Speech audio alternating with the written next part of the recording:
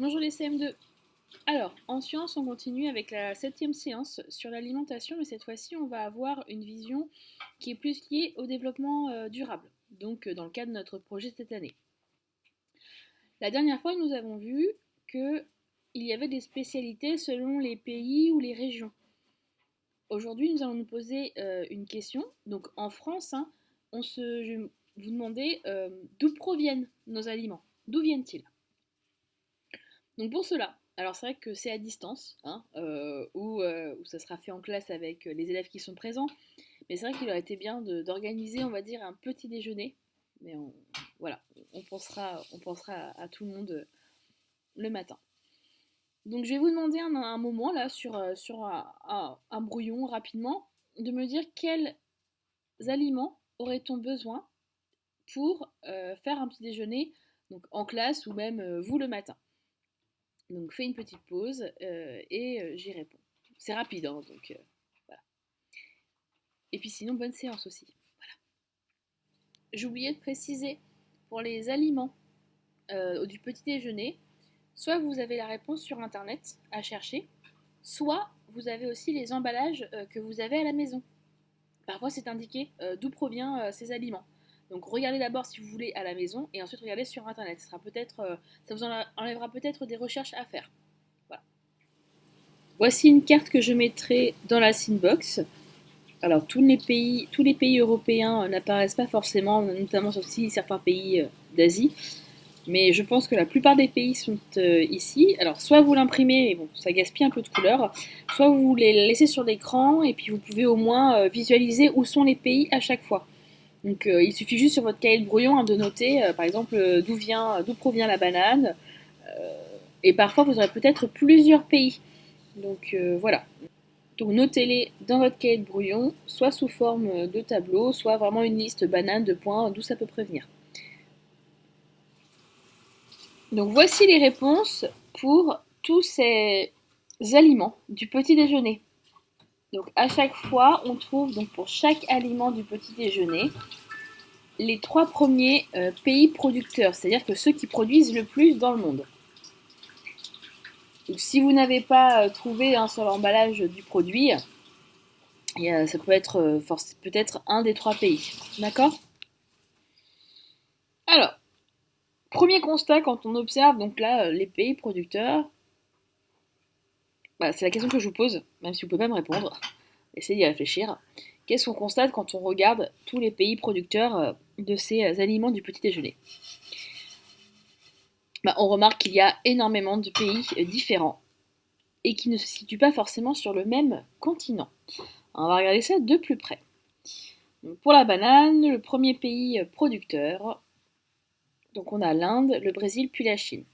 Donc si on regarde sur la carte, donc les bananes proviennent soit d'Inde, soit du Brésil, ou soit de Chine.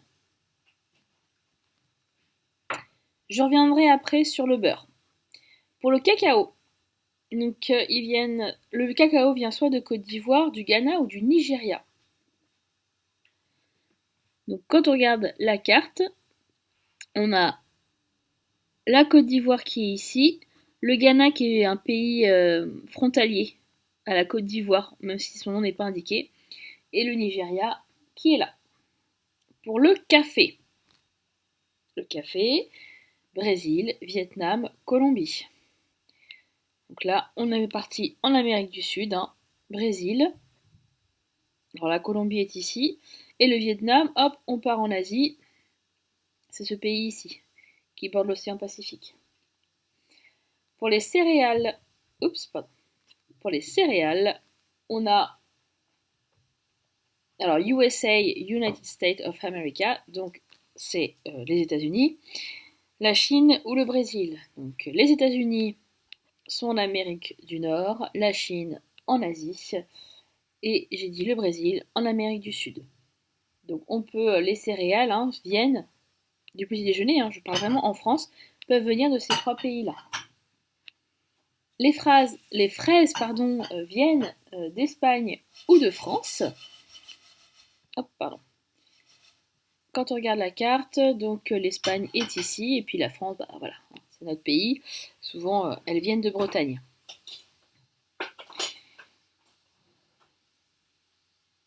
Pour le jus d'orange, Brésil, de nouveau, avec États-Unis et Mexique. Donc là, ce sont que des pays sur le continent américain. Donc Brésil, Amérique du Sud, Mexique, Amérique centrale et États-Unis, Amérique du Nord. Le lait, pareil, je reviendrai juste après pour le terme provenance locale. Le sucre, Brésil, Union européenne et Inde. Donc, le sucre peut provenir d'Amérique du Sud avec le Brésil, l'Union européenne, l'Europe, hein, et en Inde, en Asie. Et enfin, le thé peut provenir de Chine, d'Inde ou du Sri Lanka. Donc la Chine, hein, qui est ici encore en Asie, l'Inde toujours en Asie, et le Sri Lanka, c'est cette île au sud de l'Inde. Donc il y a les aliments du petit déjeuner peuvent provenir d'énormément de pays différents et proviennent aussi de loin. D'accord. Le pays le moins loin cité est donc la France quand il s'agit des fraises ou encore l'Espagne. Concernant le beurre et le lait, quand on dit que cela a une provenance locale, à votre avis, qu'est-ce que cela signifie et pourquoi, pour ces deux ingrédients, on a une provenance locale? Donc la provenance locale, les enfants, hein, ça veut dire que ça vient de l'endroit, pas de la région, ça peut provenir de la région, mais c'est vraiment c'est une échelle qui est très grande, c'est-à-dire que c'est sur un endroit restreint. Donc le beurre est produit pas très loin de chez nous. Voilà ce que veut dire la provenance locale. Pareil pour le lait. Alors pourquoi ces deux produits proviennent d'une distance qui est assez petite, qui est assez courte? On va dire que si ça venait des États-Unis, hein, le temps d'arriver, le lait serait très abîmé, ou le beurre, ce sont des denrées qui sont quand même périssables. Donc il faut quand même qu'elles viennent d'une distance très, très courte. Je vais y arriver. Je vous pose maintenant une autre question, à savoir pourquoi nos aliments viennent-ils de loin? Donc, on vient de voir que ces produits venaient de très loin, de différents pays. Mais pourquoi? Pour quelles raisons? J'ai dit j'ai dit certaines réponses juste avant. Regardez bien donc ces produits-là, à quoi ils correspondent, comment poussent-ils, que faut-il faire. Il y a 3 raisons. Ça sera peut-être pas possible que vous trouviez les 3, mais essayez d'en trouver au moins une. Et je fais une petite pause et j'y réponds juste après. Vous pouviez classer ces aliments en 3 catégories. Donc ce que je vous disais, il y a 3 raisons pour lesquelles on doit les importer, c'est-à-dire on doit les faire venir d'autres pays. Donc la première, j'espère que vous l'aurez trouvé, c'est le fait que ces aliments ne poussent pas chez nous. Donc, par exemple pour la banane, pour le cacao, le café, ces aliments ne poussent pas en France. Alors la raison, vous vous en doutez, c'est lié au climat. En France, nous avons un climat qui est tempéré, on a 4 saisons, et ces aliments-là ont besoin de beaucoup de chaleur, ou parfois de beaucoup d'eau, hein, pour pouvoir pousser. Donc par exemple, il faut des pays qui ont un climat chaud pour pouvoir pousser. Donc c'était la première raison. Vous voyez ces exemples-là. Ensuite, une autre raison qui était peut-être un peu plus difficile, ça se voit plus quand on va faire les courses avec ses parents. On a des produits qu'on ne trouve pas toute l'année en France. On peut dire qu'ils ne sont pas de saison. Hein. Il y a certains fruits qu'on trouvera, certains fruits et légumes qu'on trouvera plus à une période de l'année qu'à une autre. Peut-être que vos parents ont chez eux un calendrier saisonnier des fruits et légumes, c'est assez pratique pour pouvoir aller faire les courses et faire la cuisine. On y reviendra un petit peu après. Et la dernière raison qui était qui était assez difficile à trouver, donc ça, si vous ne l'avez pas trouvé, je pourrais comprendre. Il se fait que il y a certains pays qui payent beaucoup moins cher les gens qui s'occupent de ces produits-là, de ces plantations. D'accord. On dit que la main-d'œuvre est moins chère. Donc forcément, le fait de faire les produits ailleurs coûtera moins cher à celui qui les fabrique. Donc pour conclure, on classe les aliments du petit déjeuner, sans S, en 3 catégories. Donc ce que je vous disais, hein, les produits qui ne poussent pas chez nous, les produits dont la saison est plus réduite chez nous, donc qui ne sont pas forcément de saison toute l'année, et les produits faits ailleurs parce que la main-d'œuvre est moins chère ailleurs. Le souci du fait de produire et de faire importer ces produits est que l'on utilise beaucoup de transports qui émettent des gaz à effet de serre et qui polluent l'air. Les exemples de transport, donc vous les connaissez déjà, hein, donc le fret aérien, les avions, le fret maritime avec les bateaux, mais aussi le transport routier avec les camions. Donc tout cela pollue beaucoup. Et par rapport donc, aux 3 catégories qui ont été créées, je vais vous demander d'essayer de trouver des solutions pour avoir le moins d'impact sur les équilibres environnementaux. Essayer de trouver, voilà, qu'est-ce qu'on pourrait... alors environnementaux et aussi, et aussi sociaux parce on a le fait que la main d'œuvre, on paye moins cher les gens dans d'autres pays. Donc essayez de trouver des solutions à ces 3 catégories. Petite pause et j'y reviens. Donc le plus évident, c'est déjà pour les produits qui ne sont pas de saison, eh bien il faut il faut consommer des aliments qui sont de saison. Donc je vous parlais des calendriers avec les fruits et légumes de saison, hein. C'est assez pratique d'en avoir, comme ça on peut savoir ce qu'on a le droit d'acheter ou non. Donc je vais vous montrer un exemple. Alors voici un exemple de calendrier des fruits et légumes de saison sur le site de Greenpeace. Vous pouvez aussi en avoir en version papier ou en version à imprimer, hein. C'est juste un exemple. Donc par exemple là nous sommes au mois de juin. Donc, si on consulte les fruits et légumes du mois de juin par exemple, il est préférable de consommer ces différents légumes. Donc, ail, artichaut, asperges, hein, etc. Et les fruits qui sont plus de saison correspondent à ceux-ci. Voilà, voilà. Il propose même les légumineuses et les céréales. Donc, par exemple, si je choisis la courgette, hein, au mois de juin, elle y est au mois de mai, mais on ne l'a pas au mois d'avril. D'accord? Donc là, il y a vraiment des différentes périodes pour consommer ou non un fruit ou un légume. Donc c'est important de faire attention. C'est-à-dire qu'ils sont produits en France à une certaine saison. Si on les achète, et on l'achète plus de manière locale, c'est-à-dire qu'on ne fait pas importer par avion, par bateau ou par voie routière.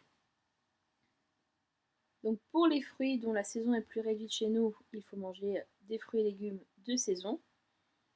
Et pour les 2 autres catégories, alors ça se ressemble un petit peu. Donc pour les fruits qui ne poussent pas chez nous et dont la main-d'œuvre est moins chère dans le pays exportateur, qui exporte ses fruits et légumes, on fait attention à ce qu'on appelle le commerce équitable. Donc lorsqu'on achète des aliments qui sont issus du commerce équitable, on contribue au fait que les personnes qui cultivent ces produits sont rémunérées de manière plus juste, plus équitablement si vous voulez, de commerce équitable.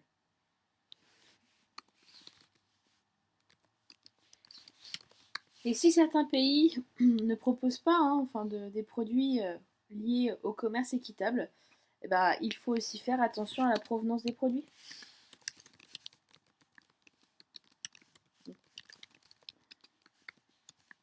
Donc quand vous achetez, quand vos parents achètent, hein, mais vous aussi quand vous allez faire les courses avec eux ou quand vous serez plus grand, soyez vigilants à d'où viennent les produits. Si vous savez que dans ce pays-là, la main-d'œuvre est moins chère et que les gens ne sont pas forcément bien rémunérés.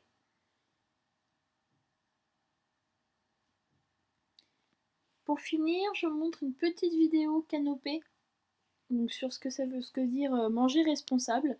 La semaine prochaine, je ferai à nouveau une séance à partir d'illustration. Je distribuerai donc aux élèves qui reviennent à l'école le document.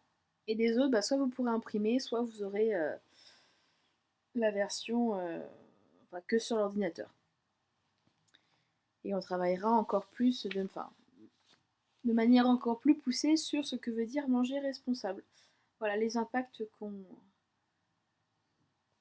qui peuvent les impacts, on va dire, de la production des aliments dans le monde. Bonne fin de journée les CM2 et à bientôt.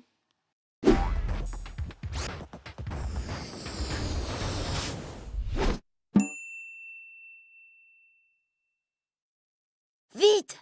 Mamie va bientôt se réveiller. On a juste le temps de lui préparer son petit déjeuner. Fraises, café, pain de mie, œufs, beurre, jus d'orange. Veuillez vous présenter à l'accueil, s'il vous plaît. Qu'est-ce que c'est que ce vacarme? Vite, les aliments, retournez où vous étiez. Ouf, ça fait du bien quand ça s'arrête. Mais pourquoi les aliments font-ils autant de bruit? Et pourquoi cette carte du monde? Attends. Mais oui, c'est ça! D'où viennent les oranges de notre bouteille? Et les fraises? Et le café? Les oranges? Elles doivent venir du sud de la France. Et non, elles viennent de Floride.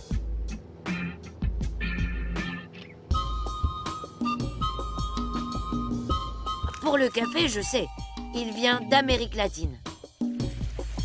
Et les fraises d'Espagne.